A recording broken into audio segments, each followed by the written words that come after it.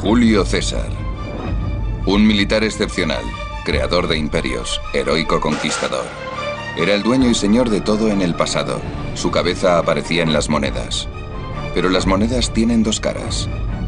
Había otro Julio César, la bestia sexual y el asesino despiadado. Cuando no estaba en la cama con la mujer de otro, andaba organizando algún genocidio. En la clasificación de los peores genocidas de la historia, Julio César está al nivel de Hitler o Stalin. ¿Pero en qué consistía su mal comportamiento?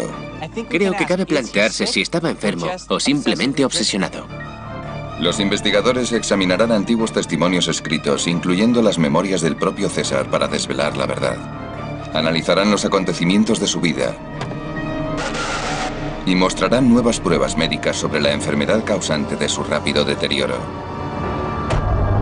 Un psiquiatra forense diseccionará su personalidad para esclarecer los rumores y ver qué puesto ocupa en la clasificación de los malos de la historia. Julio César.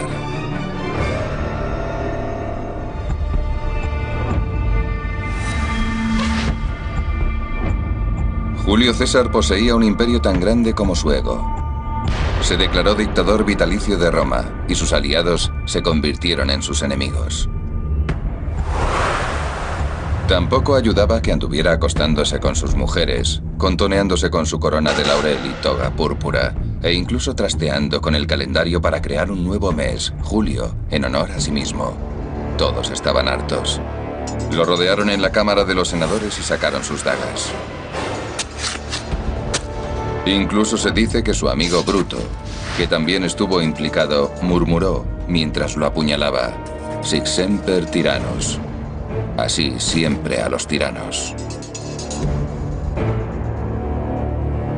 Para entender mejor a Julio César, el psiquiatra David Marotte estudiará su comportamiento mediante un análisis psicográfico, con el que demostrará hasta qué punto se asemeja a tiranos como Gengis Khan o Calígula. Voy a observar la vida de Julio César para descubrir si fue un líder carismático, si estaba loco o si era un psicópata.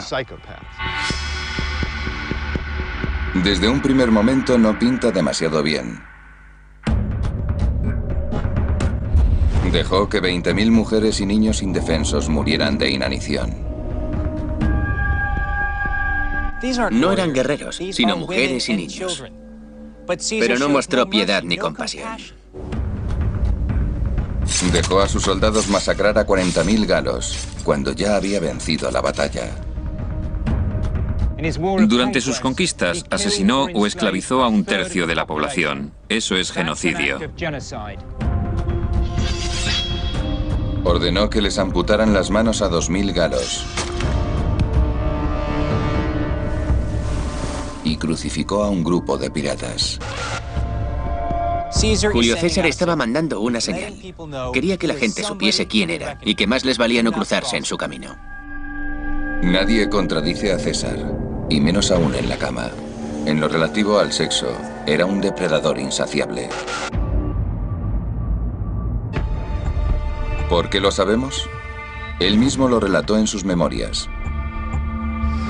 Otros también se hicieron eco de su historia, como los historiadores romanos Suetonio y Plutarco, que vivieron unos 100 años después de la muerte de Julio César. Retrataron a un hombre despiadado y sumamente ambicioso. Para hacernos una idea de cómo se formó el carácter de Julio César, es preciso remontarse a su infancia. Creció en Roma, en el corazón del Imperio Romano. Pero no entre la grandeza aristócrata del Monte Palatino, sino en las callejuelas del sórdido Subura, un barrio plagado de burdeles. Su familia era aristocrática, pero llevaba generaciones apartada del poder y la riqueza. Los fuertes y poderosos de Roma y los senadores estaban en lo alto del Monte Palatino, lo más selecto de la ciudad. Pero esto era como el Bronx. Crecer en esta parte deprimida de la ciudad supuso una caída en desgracia que impactó al joven Julio. Julio César conocía de sobra el pasado glorioso de su familia. y su situación actual le afectaba profundamente. Podía haberse convertido en una persona amargada y cargada de ira. Sin embargo, optó por trepar por la escalera de la política y lo social hasta el nivel que creía que le correspondía. Con semejante objetivo en la cabeza, nunca considerarás que has ascendido lo suficiente. ¿Cómo podía escalar literalmente hasta lo alto del monte? El ejército romano era el lugar ideal para comenzar. Desde niño le fascinaba el ejército. Uno de sus héroes era el cónsul Sila, que se valió de su poder militar para tomar el control en Roma durante una guerra civil. Poder a golpe de lanza. Se alistó en el ejército a los 20 años y destacó por su valor en el campo de batalla en Grecia. Pero el tema de las conversaciones era otro. En algunas fuentes aparece la historia de que Julio tuvo relaciones sexuales con el rey de Bitinia, situada al norte de Turquía. Se suponía que era un viaje de negocios. Julio César fue a Turquía a negociar con el rey Nicomedes sobre unos buques de guerra con los que apoyar la causa romana. Las conversaciones se prolongaron pasando, según algunos, de los barcos a otros menesteres y posiblemente tuvieron lugar en la alcoba real. Los peor intencionados llamaban a Julio la reina de Bitinia. En el mundo romano, las relaciones entre hombres estaban mucho más aceptadas que en sociedades posteriores. Lo dañino eran las afirmaciones de que tenía un rol pasivo en sus relaciones sexuales con el rey. Ese rol se equiparaba casi al de una mujer. La historia atormentaba a Julio.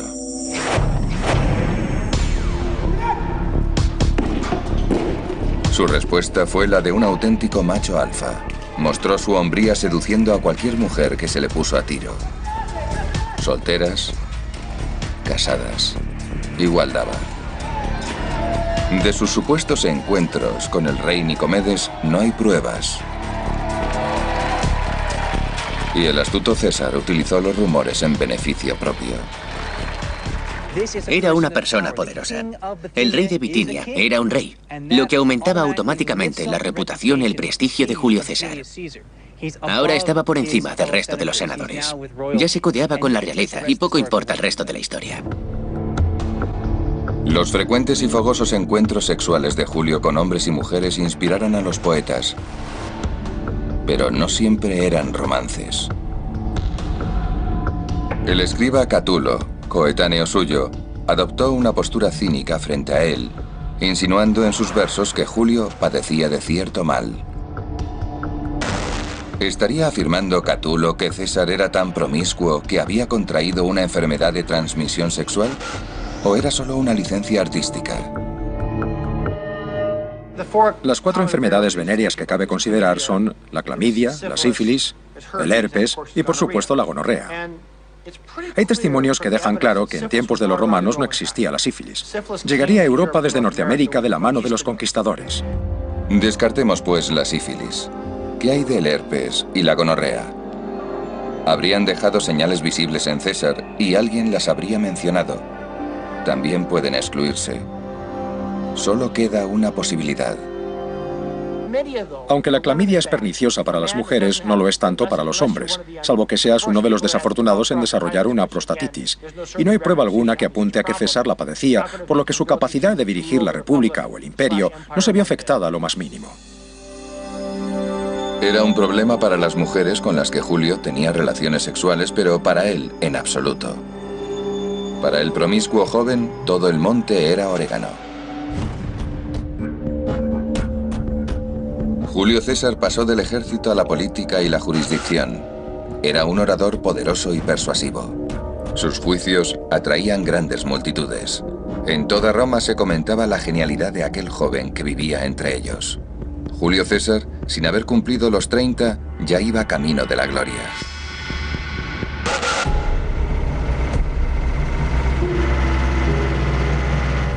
En un viaje a Grecia, demostró lo calculador e intrépido que podía llegar a ser cuando fue secuestrado por los piratas.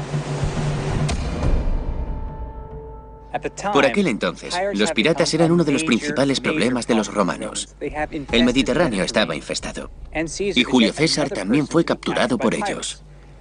Al verlo, se dieron cuenta de su alta condición y de que podía procurarles una gran suma de dinero, por lo que pidieron un elevado rescate, 20 talentos de plata. Hoy, esa cifra equivaldría a unos 90.000 euros, el sueldo de toda una vida de uno de los soldados de Julio César. Él se rió en su cara, diciendo que valía mucho más que eso, 50 como mínimo. Una táctica arriesgada que incrementaba sus posibilidades de salir con vida y le daba cierto control sobre la situación. Demostró su serenidad en situaciones de alto riesgo. Es más, ideó un plan muy astuto e insolente que le aseguraría la libertad. Es un James Bond riéndose en la cara de su archienemigo. Pasó a la ofensiva y se convirtió en un rehén insoportable. Daba órdenes a los piratas, les pedía silencio cuando quería dormir, recitaba sus propios poemas y les increpaba por no saber apreciarlos. Los piratas estaban hartos. Querían el dinero ya, si no, matarían a Julio. Pero él los provocó aún más, amenazándolos. Si los soltaban, volvería para matarlos. De un modo u otro, alguien acabaría muriendo.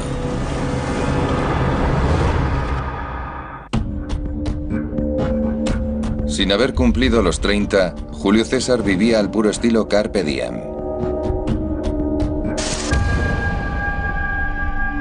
Cuando unos piratas griegos lo secuestraron y pidieron una recompensa por él, hizo una promesa, que saldría con vida para volver y crucificarlos a todos. Los piratas se echaron a reír. Cuando se pagó el rescate, lo liberaron. Entonces, reunió un pequeño ejército naval y cumplió su amenaza. Crucificó a los piratas. Una muerte sumamente larga y dolorosa. Aunque primero ordenó que les rebanasen el pescuezo.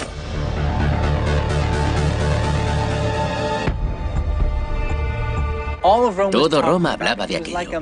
Fue una noticia impactante. Había mostrado determinación, brutalidad y control a la vez. E incluso un toque de humanidad. Cortó el cuello a sus prisioneros para poner fin a su dolor. ¿Pero fue así? ¿Se lo inventó? Como publicidad era fantástica. Por lo que sabemos de su vida posterior, le gustaba tenerlo todo controlado. Sí que pudo ocurrir realmente. Julio César, apuesto asesino de piratas. Las mujeres se derretían por él, pero ahora buscaba nuevas presas. Se dice de él que se acostó con prácticamente todas las mujeres de los aristócratas romanos y tuvo 4 mujeres propias. ¿Qué es lo que tramaba? A muchos políticos y hombres poderosos les gustaba acostarse con mujeres. Disfrutaban del sexo en secreto. Pero Julio César, además, se valía de sus relaciones sexuales para dominar a las mujeres y, por extensión, a sus maridos. Tenía una buena planta y una mandíbula bien definida.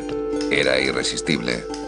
O por lo menos así fue como lo han representado artistas y escultores a lo largo de los siglos. No es de extrañar que volviera locas a las chicas. Él se preocupaba por su aspecto, con una toga que le quedaba como un guante y un peinado que disimulaba su calva. Entonces, ¿era o no era un ídolo de masas? Para saber cómo era físicamente, podemos fijarnos en algunos de sus retratos o la efigie de las monedas. Pero para tratarse de alguien de la talla de Julio César, no son muchos datos.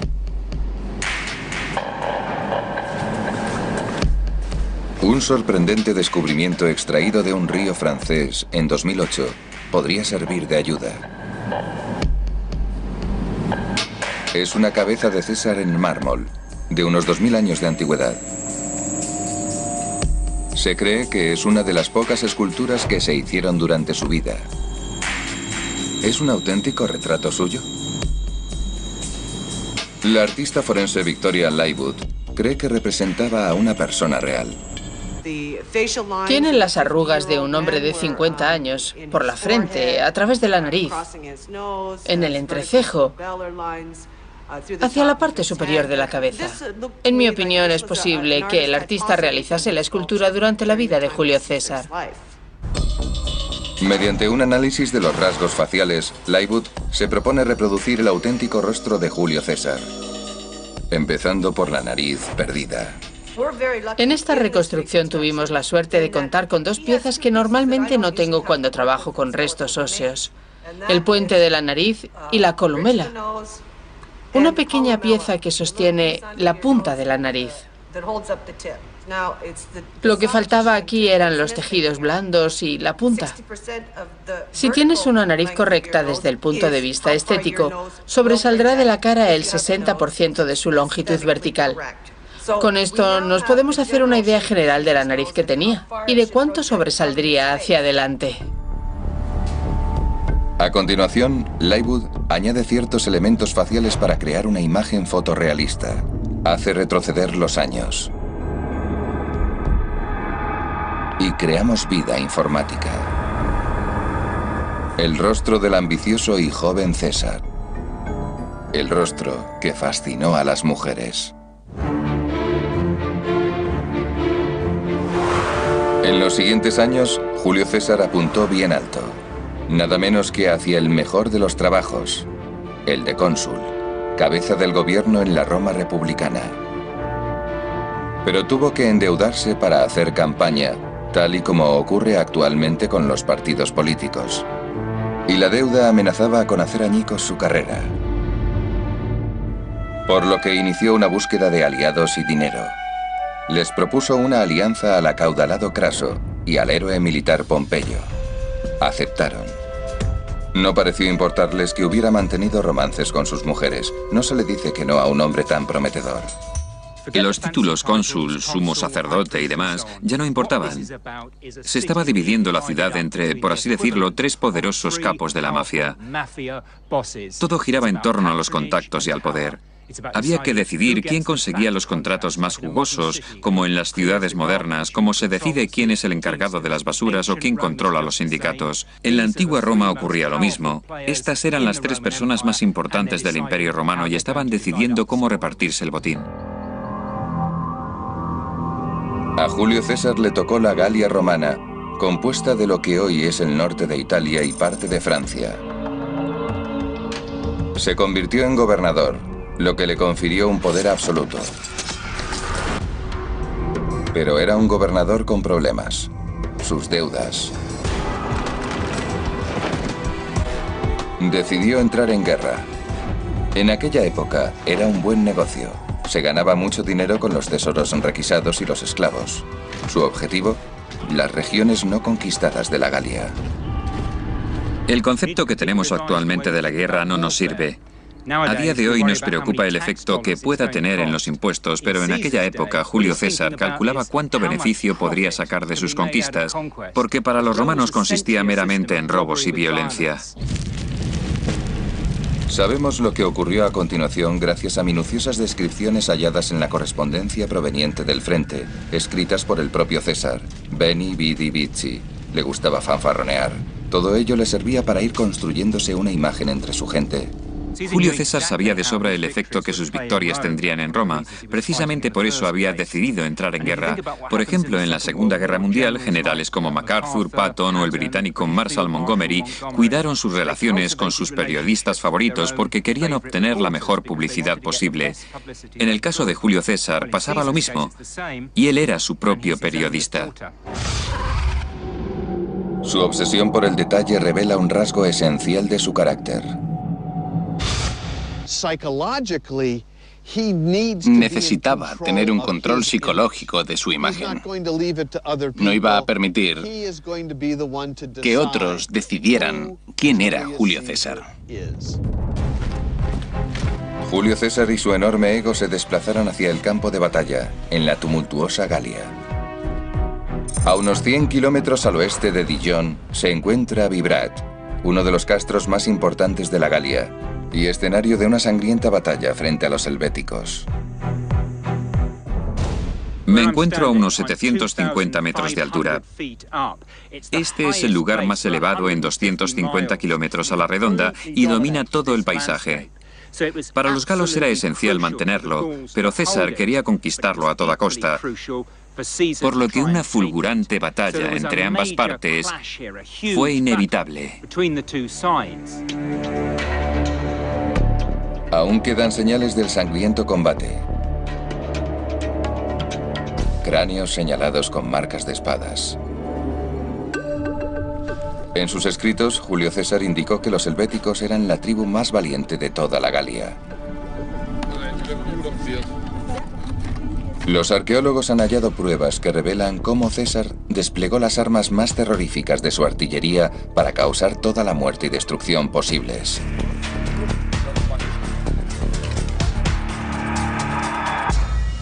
Este es un descubrimiento extraordinario, un arma de última tecnología de Julio César, una bomba incendiaria de hace 2000 años. Esta es la punta de la flecha, que dispararían los romanos con sus catapultas. Nunca he visto nada parecido. En este extremo hay una jaula de alambre diseñada, suponemos, para contener alguna sustancia pegajosa a la que prenderían fuego antes de lanzarla, para incendiar los asentamientos galos.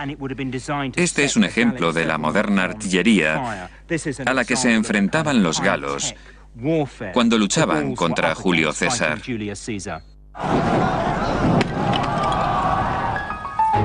César también dotó a sus legiones del pilum, una especie de jabalina.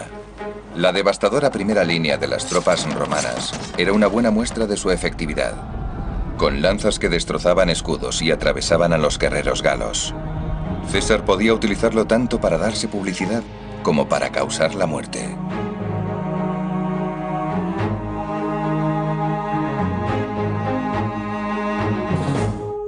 Un pilum es un arma genuinamente romana. Está diseñada específicamente para el ejército, para matar a los adversarios, lanzándola desde una distancia muy corta, contra una fila de enemigos. John Serrati va a comprobar las afirmaciones de César, midiendo su efectividad ante un escudo galo. Esta es una réplica de un escudo galo. Aunque no es una copia exacta, hemos eliminado el lumbo y no tiene la forma exacta de un escudo. Pero sabemos que utilizaban madera pesada, así que hemos usado 3 tablas de roble, el espesor es de 1,5 centímetros, y las hemos forrado con piel curtida. Vamos a hacer que un experto la lance contra el escudo para medir su capacidad de penetración. En el papel de legionario romano contamos con Mike Harber, lanzador de jabalina a nivel internacional.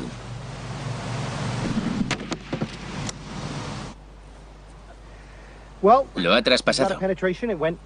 Unos 15 centímetros. Ahora el escudo pesa una barbaridad, por lo que aunque no haya matado al enemigo, sí que ha inutilizado su escudo. Habría tenido que tirarlo, dejando expuesto su costado izquierdo a los espadachines romanos que tenía ante él.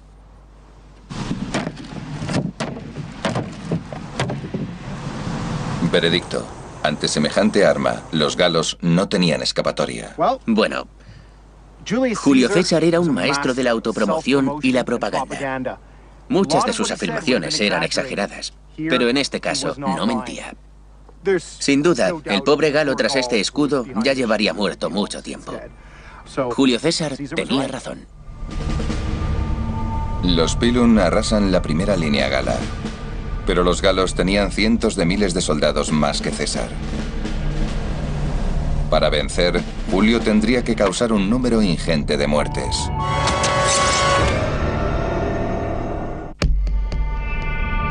Julio César tenía la misión de convertirse a sí mismo en un héroe de Roma, conquistando la Galia. Uno a uno saqueó y arrasó pueblos y ciudades galas, aumentando sus riquezas tras cada victoria.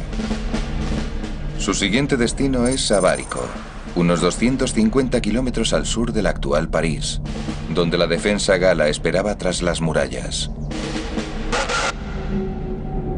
Julio César asedió la ciudad durante 25 días. Cuando finalmente asaltó la muralla, machacó a sus debilitados defensores.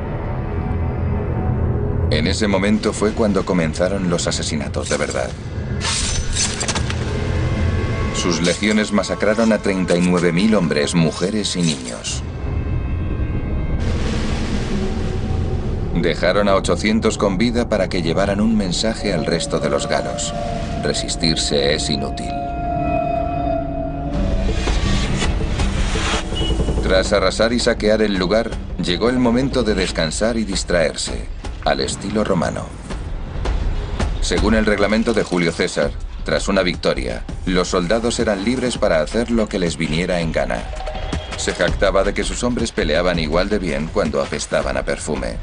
Tenía relaciones sexuales con las prisioneras y con otras mujeres y prostitutas que seguían al ejército romano. Era lo habitual, todos los romanos lo hacían.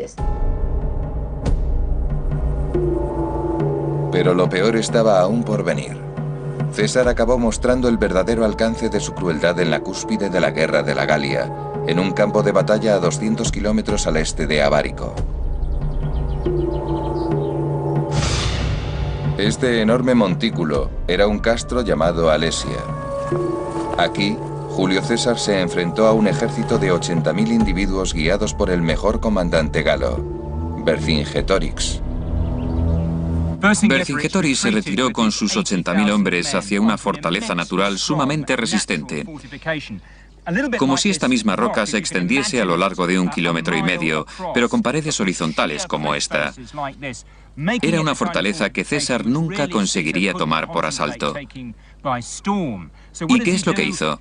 Construir una enorme fortaleza a su alrededor de unos 16 kilómetros de largo para mantener a esos 80.000 galos hacinados dentro, hasta que el hambre les hiciera rendirse.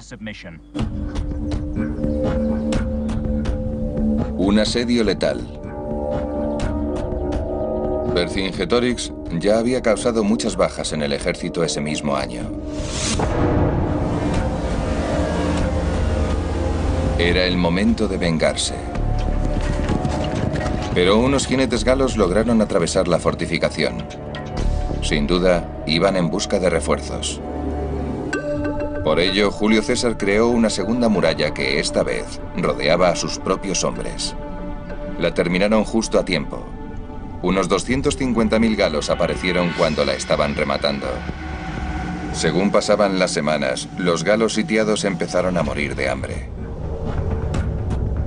Vercingetorix, desesperado, dejó salir a 20.000 mujeres y niños de la fortaleza, pensando que César los dejaría pasar.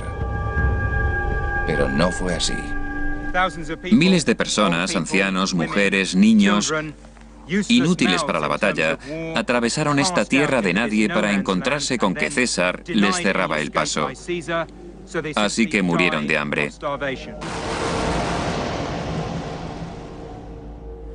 Pero César ni siquiera pensaba en la cifra. Eran meros daños colaterales. Los guerreros galos vieron con impotencia cómo sus mujeres y niños morían lentamente. ¿Era César un psicópata? ¿O todo tenía un sentido estratégico? Desde luego es un acto despiadado. Pero a estas alturas, Julio César consideraba que el fin justificaba los medios. El sitio de Alesia concluyó con una carga final. Vercingetorix y otros 60.000 galos salieron de la fortificación y atacaron un punto débil en las líneas romanas. Este tipo de batallas duraba todo un día. Había decenas de miles de hombres. Los galos estaban extenuados física y mentalmente. Entonces César echó mano de su última reserva. Según cuenta él mismo, se puso a la cabeza de esa última reserva vestido con una capa escarlata para que pudiesen reconocerlo, y el ejército galo se hizo añicos como si fuera de cristal. Fin de la batalla. Julio escribió que si sus hombres no hubiesen estado extenuados por la batalla, no habría quedado ni un solo galo con vida. La guerra continuó, pero la batalla de Alesia sería la última resistencia organizada que presentaría el ejército galo. Mantuvieron a Vercingetorix cautivo durante 5 años, y después lo llevaron a Roma. Allí Le hicieron desfilar por las calles encadenado. En el clímax del desfile, lo estrangularon. La genialidad militar de Julio César era innegable. La conquista de la Galia fue una de las mayores campañas militares de la historia, pero supuso un sufrimiento humano inconmensurable. Julio César tardó 9 años en someter a los galos y quiso asegurarse de que eran conscientes de su derrota. 2000 insurgentes cautivos serían los encargados de llevar el mensaje. César ordenó amputarle las 2 manos a cada hombre.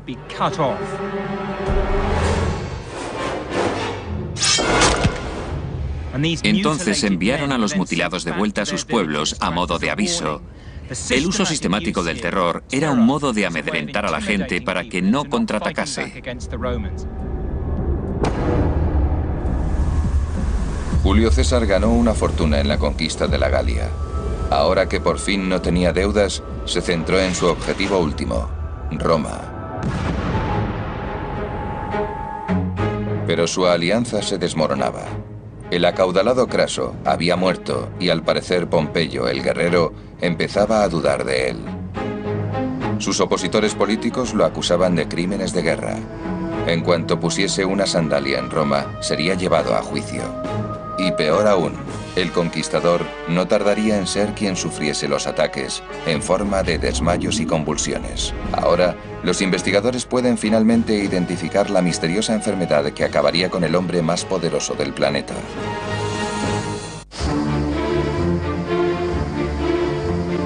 Año 49 a.C. Río Rubicón, la frontera de Italia. En su orilla, César y su ejército. El río Rubicón se ha convertido en un sinónimo de punto de no retorno. Se mencionaba a menudo en las operaciones militares. Los estadounidenses hablaron de cruzar el Rubicón la primera vez que fueron a Irak.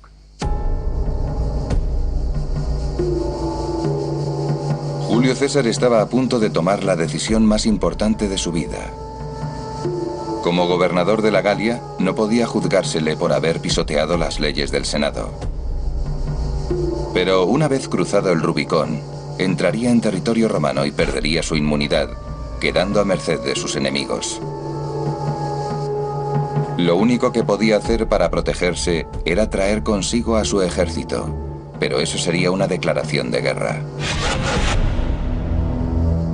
Él sabía que si cruzaba el río estaría rompiendo una de las leyes fundamentales del Estado romano, estaría dando un golpe de Estado militar. Se trataba de la decisión más importante de su vida. Nos podemos hacer una buena idea de su manera de pensar gracias a la frase que dijo en latín, al tomar su decisión, alea iacta est, la suerte está echada.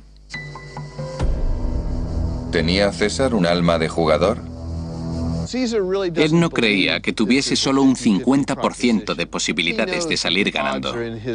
Sabía que todo estaba a su favor, aunque el riesgo era innegable. Cruzar el Rubicón significaba hacer trizas el reglamento, creando él mismo unas normas nuevas. Julio César, a sus 50 años, cruzó el Rubicón junto a su ejército e inició la marcha hacia Roma. Su antiguo aliado, Pompeyo, era el único que se interponía entre él y el poder absoluto. Hay que pensar que la esperanza de vida en tiempos de los romanos era muy inferior a la actual. Un hombre de 50 años era un auténtico anciano. Seguramente César sabía que se le acababa el tiempo y parece ser que decidió acelerar el curso de los acontecimientos. Persiguió a Pompeyo y a su ejército por el sur de Europa y, tras 4 años de sangrienta guerra civil, lo derrotó. Por fin, él era el líder absoluto de Roma. Era una leyenda viva. Pero Pompeyo no supuso su única conquista durante la campaña. Entre sus conquistas sexuales se cuenta a la reina de Egipto, la legendaria Cleopatra. Ella no tenía más que 22 años y él 50, un anciano según los cánones de la época. Y cuando conoció a la mujer de otro alto mando, el rey de Mauritania, en el norte de África, también se la llevó a la cama. Julio César se estaba haciendo mayor. Suetonio y Plutarco nos confirman que ya no era el mismo. Estaba cada día más enfermo. Desmayos, síncopes, ataques. ¿Qué se lo estaba provocando? ¿La malaria u otra enfermedad? Sin duda, necesitaba acudir a un doctor. El neurocirujano Robert McLachlan opina que sus ataques se los causaba una larva que habría contraído durante la conquista de Egipto. Tuvo su primer ataque aproximadamente un año antes y había pasado mucho tiempo en el norte de África, sobre todo en Egipto. Se sabe que la cenurosis, una enfermedad causada por la tenia del cerdo, era endémica de Egipto en aquel momento, ya que la hemos encontrado también en momias egipcias. La tenia. Sus efectos son terribles. Se parece al guión de una película de miedo. La persona tiene un gusano gigante en la tripa que pone huevos. Esos huevos se transforman en larvas que se desplazan hasta el cerebro, creando quistes. Las larvas se instalan en los quistes y provocan los ataques convulsivos. Larvas que devoran el cerebro y causan ataques. En tiempos de los romanos, aquello no tenía cura. Por primera vez, Julio César estaba indefenso. Y era devastador. La epilepsia de César deja constancia psicológicamente de que ya no lo tiene todo bajo control, de que no es invencible y básicamente de que es tan mortal como otro cualquiera. Ahora que se le estaba acabando el tiempo, Julio decidió reafirmar su posición, autoproclamándose dictador vitalicio. Pero ni siquiera eso le bastaba. Quería ser rey. La catarsis tuvo lugar en el corazón de Roma, con Julio César de pie en la rostra. La multitud se agolpaba ante él en la piazza. Marco Antonio se le acercó y le ofreció una corona. La gente se preguntaba qué ocurriría a continuación, pero Julio César la rechazó. Se oyeron vítores. Marco Antonio insistió en darle la corona, pero él la rechazó nuevamente. Entonces la multitud estalló eufórica. Yo creo que fue una maniobra publicitaria que salió mal. No era posible que Marco Antonio estuviese actuando por su cuenta. Sin duda, era Julio el que le permitía obrar de aquella manera. En realidad estaba tanteando el terreno y la gente dio su veredicto. Amaban al César, pero no querían ningún rey. César no sería rey, pero actuaría como tal. Una decisión que pagaría con su vida.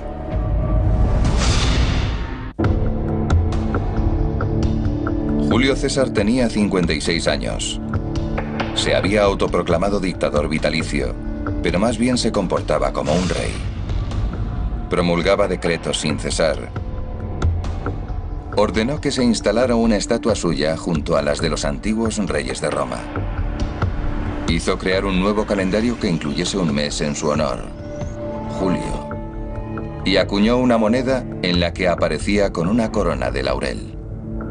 Se estaba creciendo tanto que no cabía ni en su propia toga. Para nosotros es de lo más normal ver a los mandatarios en las monedas, pero en la antigua Roma era algo inédito.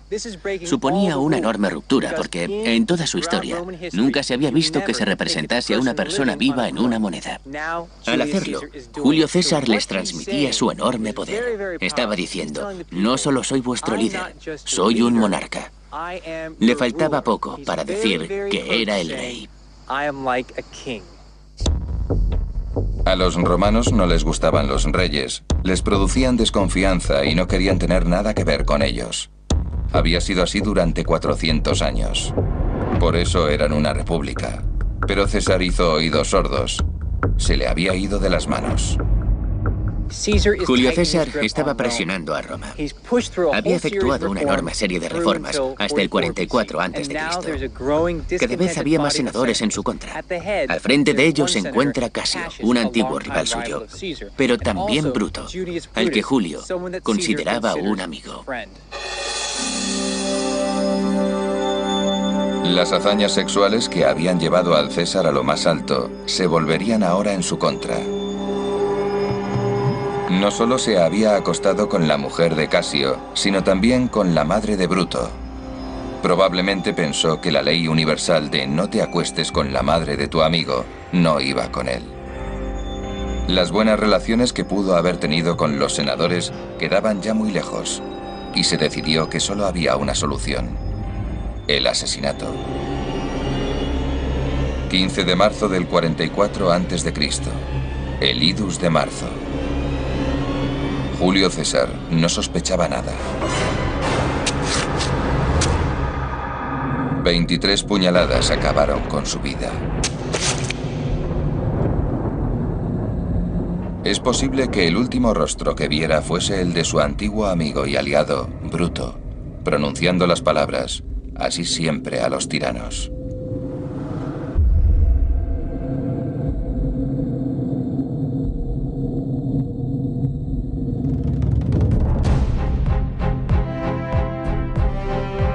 Julio César, el aristócrata nacido en los barrios bajos de Roma, se había abierto camino desde los suburbios hasta convertirse en el líder más poderoso del mundo conocido. Sus campañas militares se cobraron cantidades ingentes de vidas. Casi el 20% de toda la población de la Galia, equivalente a 50 millones de estadounidenses a día de hoy.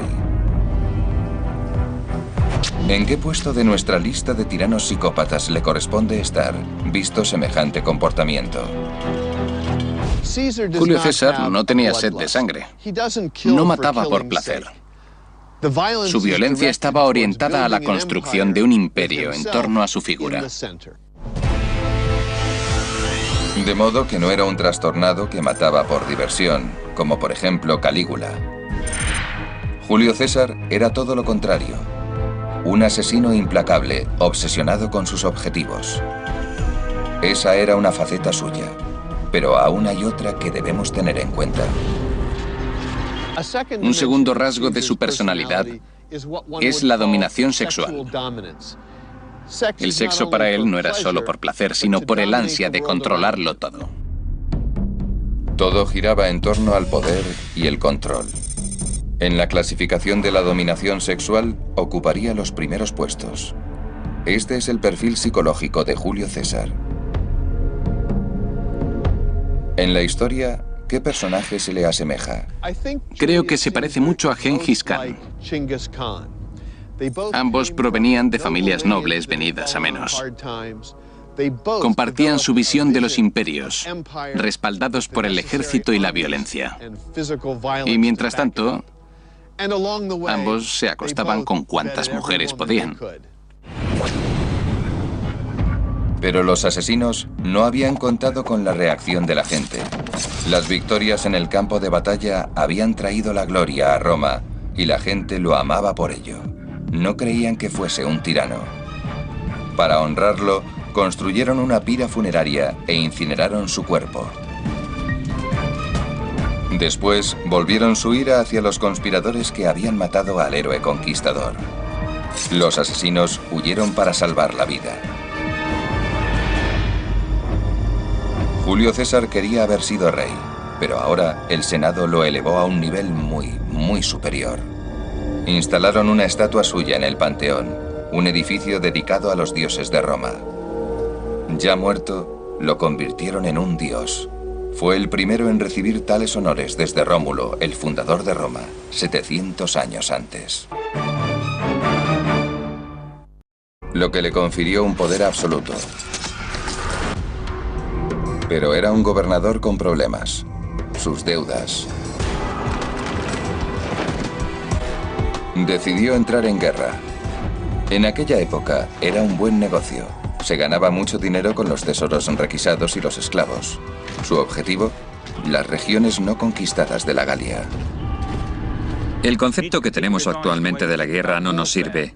A día de hoy nos preocupa el efecto que pueda tener en los impuestos, pero en aquella época Julio César calculaba cuánto beneficio podría sacar de sus conquistas, porque para los romanos consistía meramente en robos y violencia. Sabemos lo que ocurrió a continuación gracias a minuciosas descripciones halladas en la correspondencia proveniente del frente, escritas por el propio César. Veni, vidi, vici. Le gustaba fanfarronear. Todo ello le servía para ir construyéndose una imagen entre su gente. Julio César sabía de sobra el efecto que sus victorias tendrían en Roma. Precisamente por eso había decidido entrar en guerra. Por ejemplo, en la Segunda Guerra Mundial, generales como MacArthur, Patton o el británico Marshall Montgomery cuidaron sus relaciones con sus periodistas favoritos porque querían obtener la mejor publicidad posible. En el caso de Julio César pasaba lo mismo, y él era su propio periodista.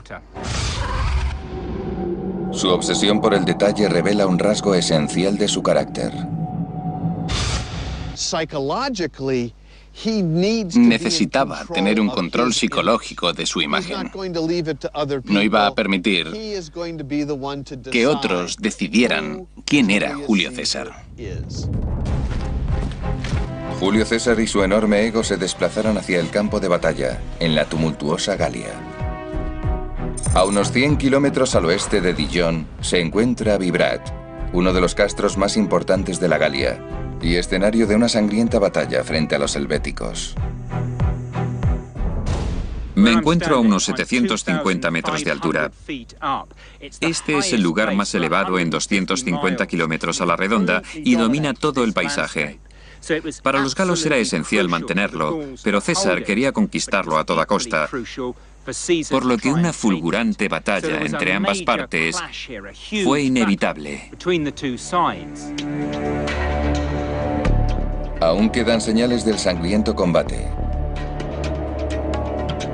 Cráneos señalados con marcas de espadas. En sus escritos, Julio César indicó que los helvéticos eran la tribu más valiente de toda la Galia. Los arqueólogos han hallado pruebas que revelan cómo César desplegó las armas más terroríficas de su artillería para causar toda la muerte y destrucción posibles.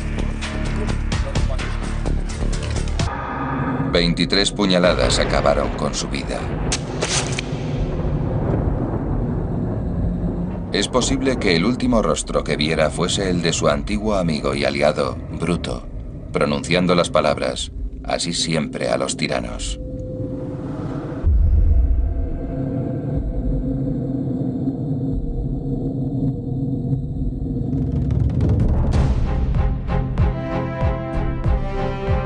Julio César, el aristócrata nacido en los barrios bajos de Roma, se había abierto camino desde los suburbios hasta convertirse en el líder más poderoso del mundo conocido.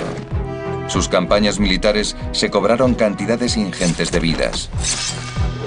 Casi el 20% de toda la población de la Galia, equivalente a 50 millones de estadounidenses a día de hoy. ¿En qué puesto de nuestra lista de tiranos psicópatas le corresponde estar, visto semejante comportamiento? Julio César no tenía sed de sangre. No mataba por placer. Su violencia estaba orientada a la construcción de un imperio en torno a su figura.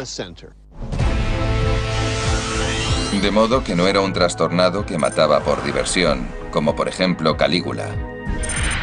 Julio César era todo lo contrario. Un asesino implacable, obsesionado con sus objetivos. Esa era una faceta suya, pero aún hay otra que debemos tener en cuenta. Un segundo rasgo de su personalidad es la dominación sexual. El sexo para él no era solo por placer, sino por el ansia de controlarlo todo. Todo giraba en torno al poder y el control. En la clasificación de la dominación sexual, ocuparía los primeros puestos. Este es el perfil psicológico de Julio César. En la historia, ¿qué personaje se le asemeja? Creo que se parece mucho a Gengis Khan. Ambos provenían de familias nobles venidas a menos. Compartían su visión de los imperios, respaldados por el ejército y la violencia. Y mientras tanto, ambos se acostaban con cuantas mujeres podían. Pero los asesinos no habían contado con la reacción de la gente. Las victorias en el campo de batalla habían traído la gloria a Roma y la gente lo amaba por ello. No creían que fuese un tirano. Para honrarlo, construyeron una pira funeraria e incineraron su cuerpo. Después, volvieron su ira hacia los conspiradores que habían matado al héroe conquistador. Los asesinos huyeron para salvar la vida. Se sabe que la cenurosis, una enfermedad causada por la tenia del cerdo, era endémica de Egipto en aquel momento, ya que la hemos encontrado también en momias egipcias. La tenia. Sus efectos son terribles. Se parece al guión de una película de miedo. La persona tiene un gusano gigante en la tripa que pone huevos. Esos huevos se transforman en larvas que se desplazan hasta el cerebro, creando quistes. Las larvas se instalan en los quistes y provocan los ataques convulsivos. Larvas que devoran el cerebro y causan ataques. En tiempos de los romanos, aquello no tenía cura. Por primera vez, Julio César estaba indefenso. Y era devastador. La epilepsia de César deja constancia psicológicamente de que ya no lo tiene todo bajo control, de que no es invencible y básicamente de que es tan mortal como otro cualquiera. Ahora que se le estaba acabando el tiempo, Julio decidió reafirmar su posición, autoproclamándose dictador vitalicio. Pero ni siquiera eso le bastaba. Quería ser rey. La catarsis tuvo lugar en el corazón de Roma, con Julio César de pie en la rostra. La multitud se agolpaba ante él en la piazza. Marco Antonio se le acercó y le ofreció una corona. La gente se preguntaba qué ocurriría a continuación, pero Julio César la rechazó. Se oyeron vítores. Marco Antonio insistió en darle la corona, pero él la rechazó nuevamente. Entonces la multitud estalló eufórica. Yo creo que fue una maniobra publicitaria que salió mal. No era posible que Marco Antonio estuviese actuando por su cuenta. Sin duda, era Julio el que le permitía obrar de aquella manera. En realidad estaba tanteando el terreno y la gente dio su veredicto. Amaban al César, pero no querían ningún rey. César no sería rey, pero actuaría como tal. Una decisión que pagaría con su vida.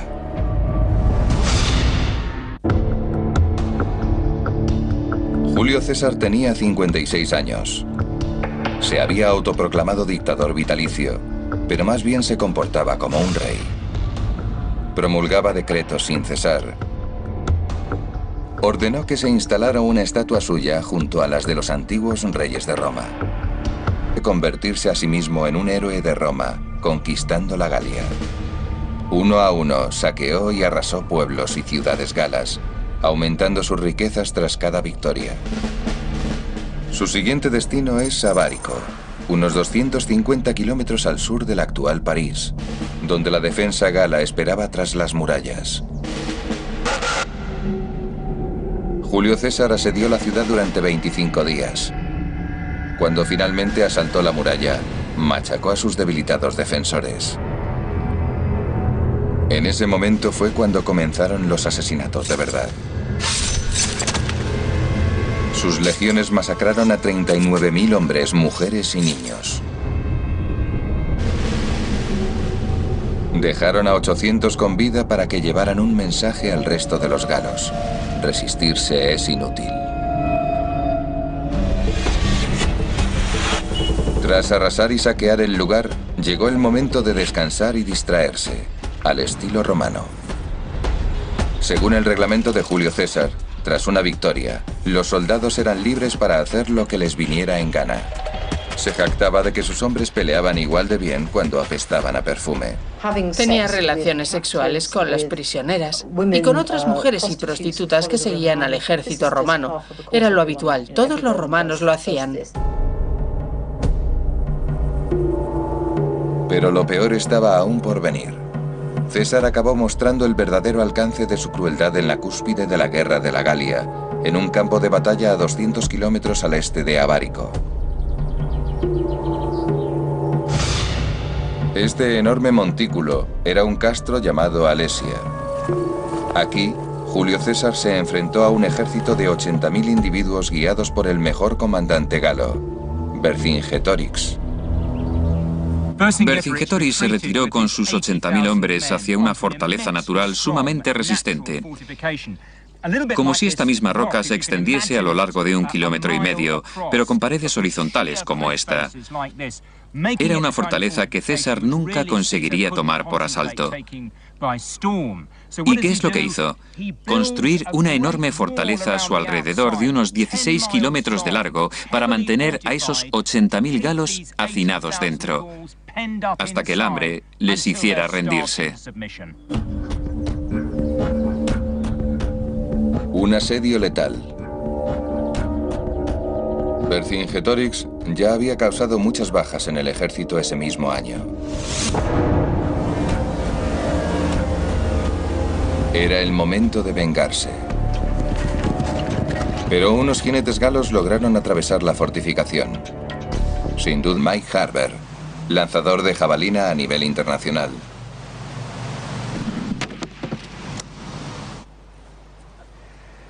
Lo ha traspasado.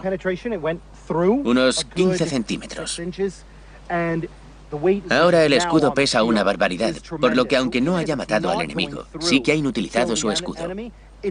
Habría tenido que tirarlo, dejando expuesto su costado izquierdo a los espadachines romanos que tenía ante él.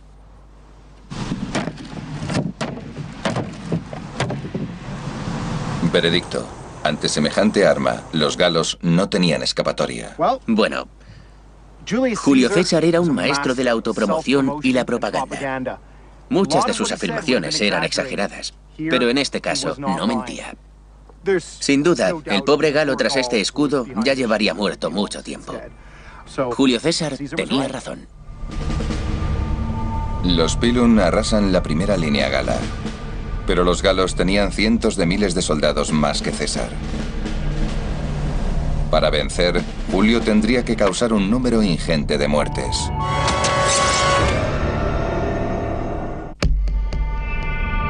Julio César tenía la misión de convertirse a sí mismo en un héroe de Roma, conquistando la Galia. Uno a uno saqueó y arrasó pueblos y ciudades galas, aumentando sus riquezas tras cada victoria. Su siguiente destino es Abárico, unos 250 kilómetros al sur del actual París, donde la defensa gala esperaba tras las murallas. Julio César asedió la ciudad durante 25 días. Cuando finalmente asaltó la muralla, machacó a sus debilitados defensores. En ese momento fue cuando comenzaron los asesinatos de verdad. Sus legiones masacraron a 39.000 hombres, mujeres y niños. Dejaron a 800 con vida para que llevaran un mensaje al resto de los galos. Resistirse es inútil. Tras arrasar y saquear el lugar, llegó el momento de descansar y distraerse, al estilo romano. Según el reglamento de Julio César, tras una victoria, los soldados eran libres para hacer lo que les viniera en gana. Se jactaba de que sus hombres peleaban igual de bien cuando apestaban a perfume.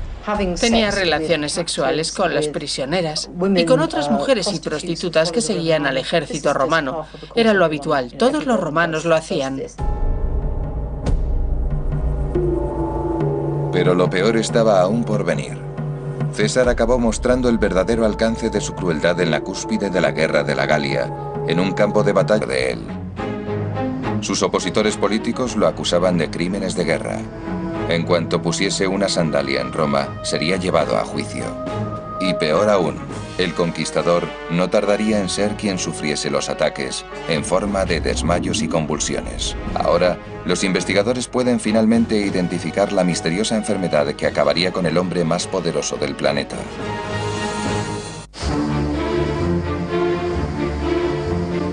Año 49 a.C. Río Rubicón, la frontera de Italia.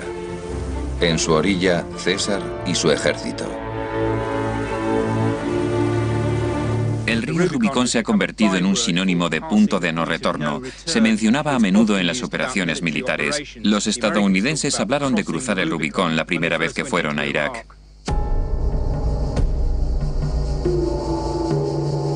Julio César estaba a punto de tomar la decisión más importante de su vida. Como gobernador de la Galia, no podía juzgársele por haber pisoteado las leyes del Senado. Pero una vez cruzado el Rubicón, entraría en territorio romano y perdería su inmunidad, quedando a merced de sus enemigos. Lo único que podía hacer para protegerse era traer consigo a su ejército, pero eso sería una declaración de guerra. Él sabía que si cruzaba el río estaría rompiendo una de las leyes fundamentales del Estado romano, estaría dando un golpe de Estado militar. Se trataba de la decisión más importante de su vida. Nos podemos hacer una buena idea de su manera de pensar gracias a la frase que dijo en latín, al tomar su decisión, alea iacta est, la suerte está echada. ¿Tenía César un alma de jugador? Él no creía que tuviese solo un 50% de posibilidades de salir ganando. Sabía que todo estaba a su favor, aunque el riesgo era innegable. Cruzar el Rubicón significaba hacer trizas el reglamento, creando él mismo unas normas nuevas. Julio César, a sus 50 años, cruzó el Rubicón junto a su ejército e inició la marcha hacia Roma.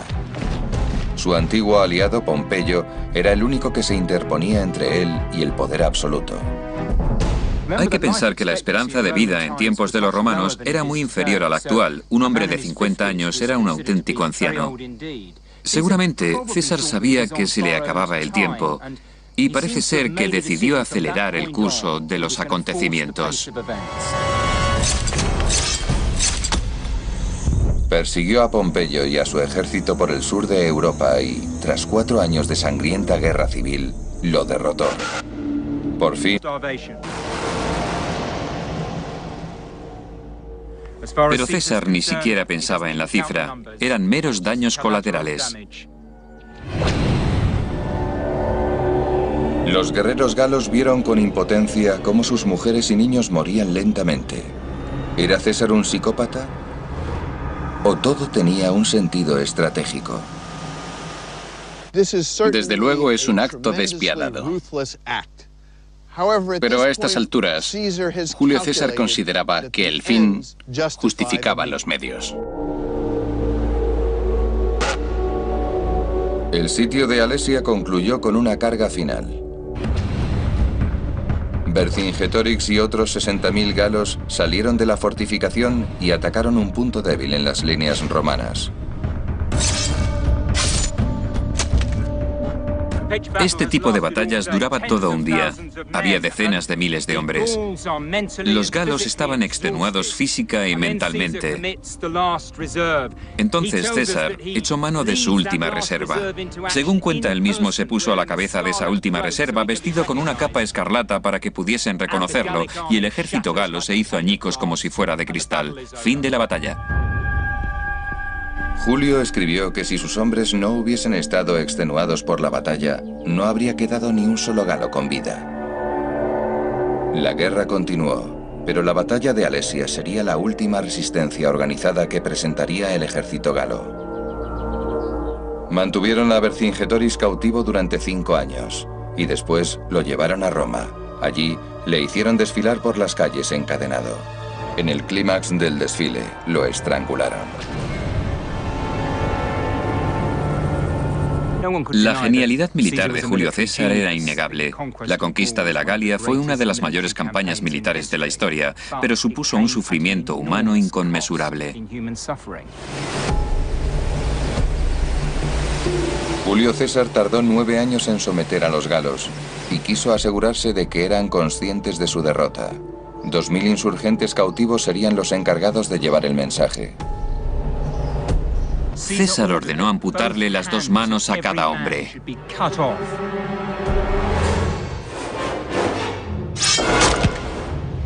Entonces enviaron a los mutilados de vuelta a sus pueblos a modo de aviso.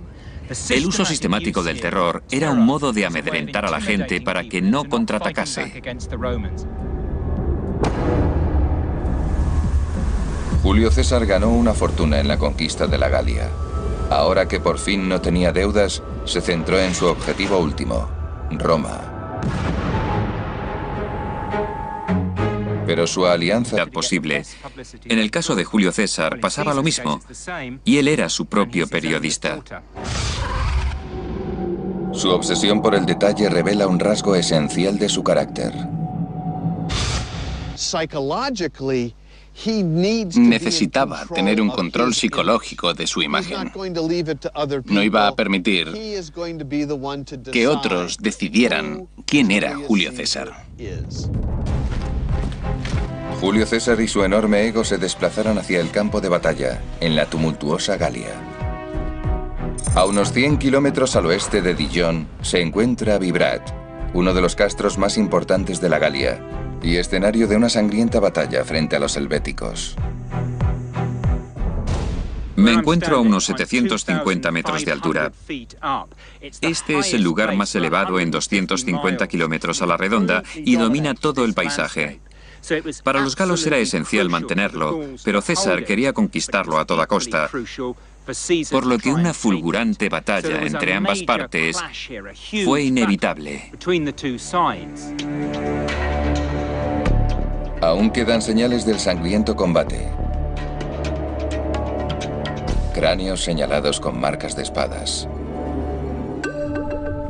En sus escritos, Julio César indicó que los helvéticos eran la tribu más valiente de toda la Galia. Los arqueólogos han hallado pruebas que revelan cómo César desplegó las armas más terroríficas de su artillería para causar toda la muerte y destrucción posibles.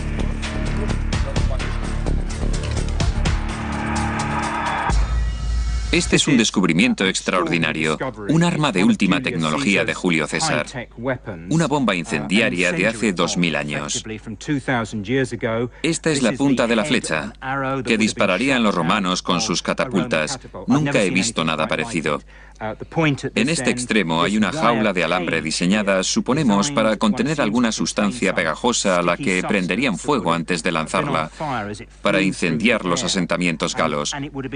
Este es un ejemplo de la moderna artillería a la que se enfrentaban los galos cuando luchaban contra Julio César.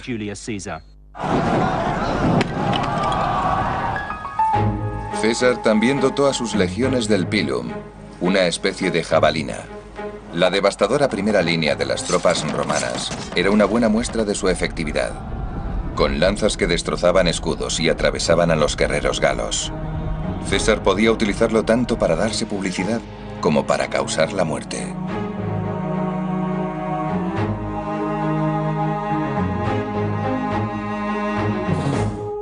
Un pilum es un arma genuina.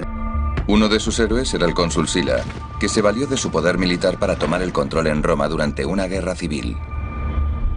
Poder a golpe de lanza. Se alistó en el ejército a los 20 años y destacó por su valor en el campo de batalla en Grecia. Pero el tema de las conversaciones era otro. En algunas fuentes aparece la historia de que Julio tuvo relaciones sexuales con el rey de Bitinia, situada al norte de Turquía. Se suponía que era un viaje de negocios. Julio César fue a Turquía a negociar con el rey Nicomedes sobre unos buques de guerra con los que apoyar la causa romana. Las conversaciones se prolongaron pasando, según algunos, de los barcos a otros menesteres y posiblemente tuvieron lugar en la alcoba real. Los peor intencionados llamaban a Julio la reina de Bitinia. En el mundo romano, las relaciones entre hombres estaban mucho más aceptadas que en sociedades posteriores. Lo dañino eran las afirmaciones de que tenía un rol pasivo en sus relaciones sexuales con el rey. Ese rol se equiparaba casi al de una mujer. La historia atormentaba a Julio.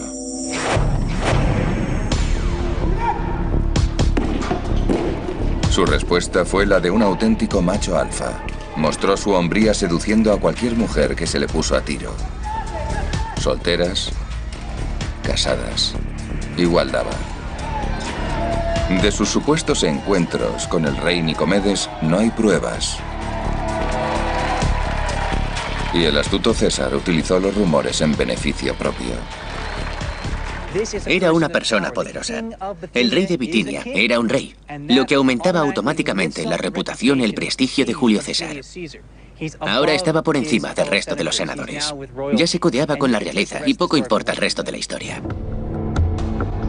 Los frecuentes y fogosos encuentros sexuales de Julio con hombres y mujeres inspiraron a los poetas. Pero no siempre eran romances. El escriba Catulo, coetáneo suyo, adoptó una postura cínica frente a él, insinuando en sus versos que Julio padecía de cierto mal. ¿Estaría afirmando Catulo que César era tan promiscuo que había contraído una enfermedad de transmisión sexual? ¿O era solo una licencia artística?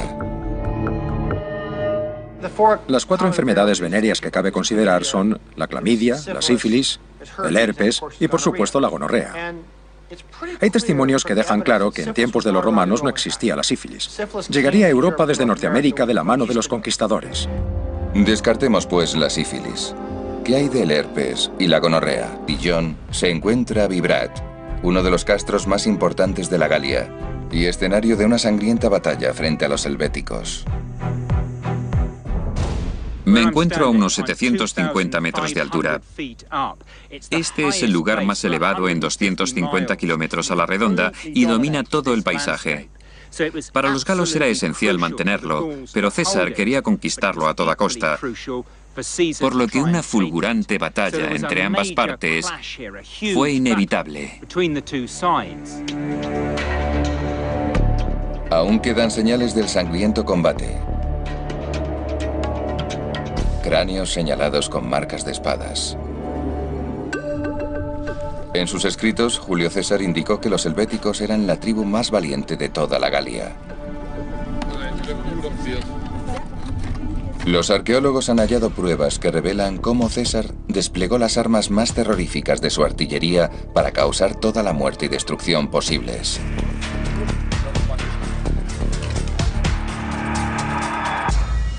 Este es un descubrimiento extraordinario, un arma de última tecnología de Julio César, una bomba incendiaria de hace 2000 años. Esta es la punta de la flecha, que dispararían los romanos con sus catapultas. Nunca he visto nada parecido. En este extremo hay una jaula de alambre diseñada, suponemos, para contener alguna sustancia pegajosa a la que prenderían fuego antes de lanzarla, para incendiar los asentamientos galos. Este es un ejemplo de la moderna artillería a la que se enfrentaban los galos cuando luchaban contra Julio César.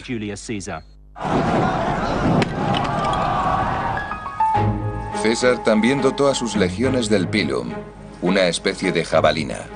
La devastadora primera línea de las tropas romanas era una buena muestra de su efectividad, con lanzas que destrozaban escudos y atravesaban a los guerreros galos. César podía utilizarlo tanto para darse publicidad como para causar la muerte.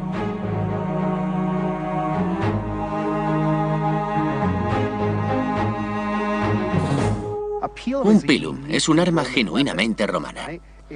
Está diseñada específicamente para el ejército, para matar a los adversarios, lanzándola desde una distancia muy corta, contra una fila de enemigos.